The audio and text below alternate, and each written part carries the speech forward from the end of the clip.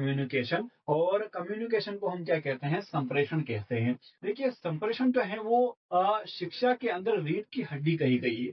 जैसा कि मनुष्य अपनी रीढ़ की हड्डी के बिना जो है वो अधूरा है, वो अपने कार्य सही तरीके से नहीं कर सकता, उसका बैलेंस जो है वो बिगड़ जाता है। वो अपनी रीढ़ की हड्डी के बिना जो है एक तरह से वो उसका शरीर जो है बेजान है। उसी तरह शिक्षा के अंदर भी जो है वो संप्रेषण बहुत ही महत्वपूर्ण है। अगर आप अपनी बात सामने वाले व्यक्ति को सही ढंग से अगर कह रहे हैं और सही तरीके से अगर आप संप्रेषण कर रहे हैं तो वो जो है सामने तक अच्छे से पहुंच पाती है। आपके अंदर अपनी बातों को संप्रेषण के माध्यम से पहुंचाने की अगर शक्ति है, ताकत है, तो आप एक अच्छे प्रवक्ता बन सकते हैं। संप्रेषण जो है वो दो शब्दों से मिलकर बना है। पहला है सम और दूसरा है प्रेषण। सम का मतलब होता है समान रूप से और भेजना, मतलब समान रूप से भेजना, मतलब आप जो है किसी भी चीज को समान रूप से सही तरीके से भेज रहे हैं, वो एक तरह से संप्रेषण कहा गया है। इसको हम सामान्य अर्थों में समझने का प्रयास करेंगे। दो या दो से अधिक व्यक्तियों के बीच के